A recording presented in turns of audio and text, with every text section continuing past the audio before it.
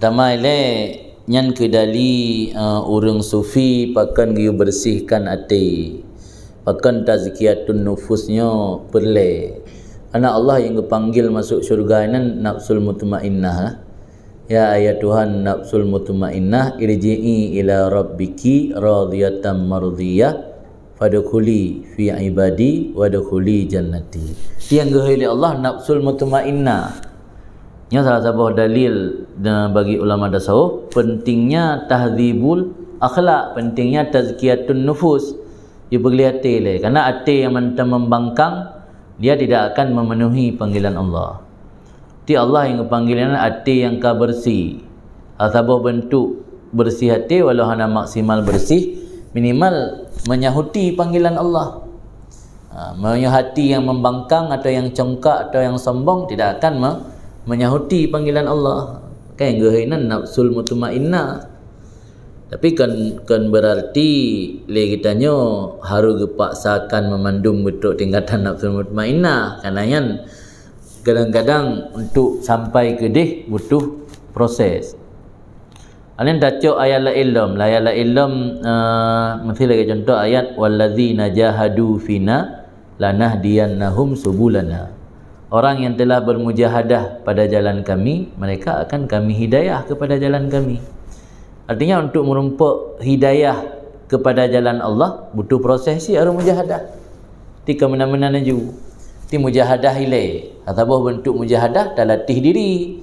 Iban cara dah tingkatkan diri danyo. Yang dah pubutnya baik karena nafsu. Iban cara dah tingkatkan diri hati danyo bersih. Baik lebih penyakit-penyakit yang kuto yang mengotori hati, yang bisa menghitamkan hati.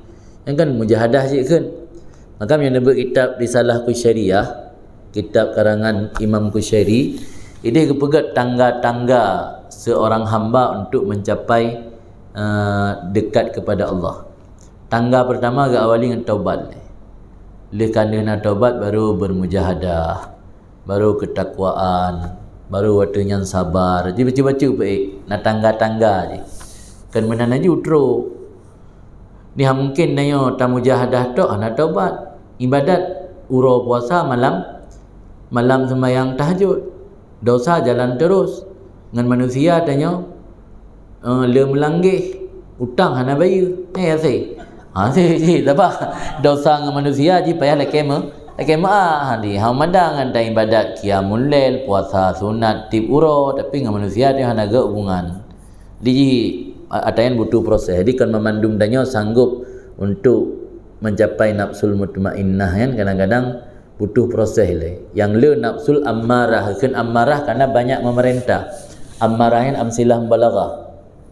Amir kan urung perintah, ammarah wazan fa'alun. Fa'alatun ammaratu bisu. Jadi karena nafsu tanya mentang le mengajak kepada kejahatan kan nafsu ammarah. Kan amarah Ghanisha jadi marah. Ya ammarah bermakna amsilah balaghah dari amar, letak perintah kepada buat naga.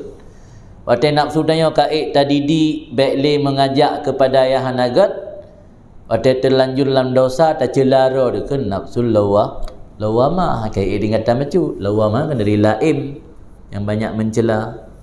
Baru waktunya baru nafsul mutmainnah yang katenang. Nafsul mutmainnahnya ji katenang hana goyang-goyang li, hana tiga dalam dosa, tiga dalam taat, tiga dalam dosa, tiga dalam taat. Dia hana li tahu kaidah ngampelnya kamu mutmainnah.